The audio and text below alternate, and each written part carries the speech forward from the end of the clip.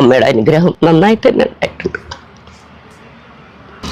ഒരു വീട് വയ്ക്കുന്ന സമയത്താണ് സത്യം പറഞ്ഞാൽ ഞാൻ അമ്മയെ നെഞ്ചോട് ചേർത്ത് പിടിച്ച് അത് ശരിക്കും തന്നെ ഭരിച്ച് ഒരുപാടൊന്നും വൈകിയില്ല എന്റെ വീടിന്റെ പണി തുടങ്ങി. എല്ലാവർക്കും നമസ്കാരം. ഞാൻ രേവതി. ഇന്ന് നമ്മളുള്ളത് തൃപ്പൂണിത്തുറയിലുള്ള പാവംകുളങ്ങര ക്ഷേത്രത്തിലാണ്. ക്ഷേത്രത്തിലെ അമ്മയുടെ ഏറ്റവും വലിയ ഒരു ഭക്തയാണ് നമ്മുടെ കൂടെ ഉള്ളത്. എന്റെ പേര് ലളിത.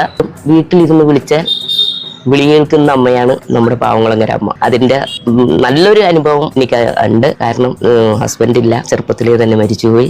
3 കുട്ടികളുണ്ട്. ആ കുട്ടികളെ വളർത്തുന്ന ഒരു സന്ദർഭത്തിലൊക്കെ അമ്മയുടെ അനുഗ്രഹം നന്നായിട്ട് തന്നെ ഉണ്ടായിട്ടുണ്ട്. ഒരു വീട് വയ്ക്കുന്ന സമയത്താണ് സത്യം പറഞ്ഞാൽ ഞാൻ അമ്മയെ നെഞ്ചോട് ചേർത്ത് പിടിച്ച് വിളിച്ചെടുക്കുന്നത്. നന്നായിട്ട് എന്നെ അനുഗ്രഹിച്ചിട്ടുണ്ട്. വീട് വയ്ക്കുന്ന കാര്യത്തിന് വേണ്ടി തടസ്സങ്ങളുണ്ടായിരുന്നു. തടസ്സങ്ങളൊക്കെ മാറ്റാൻ വേണ്ടി ഒരു ജോലിസിനൊരു കാര്യം പറഞ്ഞു.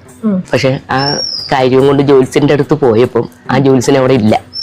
ഞാൻ ആ സംഗതി തിരിച്ച് എവിടെ എന്ത് ചെയ്യണമെന്ന് എനിക്കറിയാതെ അമ്മയുടെ നടയിൽ വന്ന് നിന്ന് പ്രാർത്ഥിച്ച്, എനിക്ക് വേറെ ആരും തുണയില്ല, നീ ശരണം, എന്താ എനിക്ക് ചെയ്യേണ്ടതെന്ന് അറിയില്ല, ഞാൻ നിന്റെ കാൽക്കൽ വയ്ക്കുകയാണ്, ഈ കൊണ്ടുപോയ സംഗതി എന്താണെന്ന് പറയുന്നില്ല, അതുകൊണ്ടൊന്നും നിന്റെ കാൽക്കൽ അമ്മയുടെ കാൽക്കൽ വയ്ക്കുകയെന്ന് പറഞ്ഞ് നടയിൽ ഇവിടെ വെച്ചു പ്രാർത്ഥിച്ച് അമ്മ കൈപിടിച്ച് എന്നെ നടത്തണം.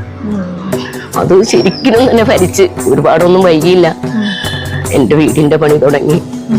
എങ്ങനെ എന്താണെന്നൊന്നും ശരിക്കും പറയാൻ പറ്റില്ല. അത് അനുഭവിച്ചറിയുന്നവർക്കേ അറിയുള്ളൂ.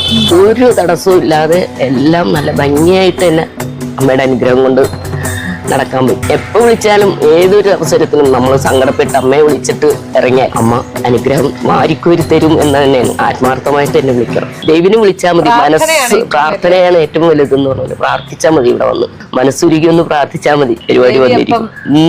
അനുഗ്രഹമാണ്. അത് അനുഭവമാണ് കിട്ടോ പറയണ, അല്ലാതെ നുണ പറയണല്ല.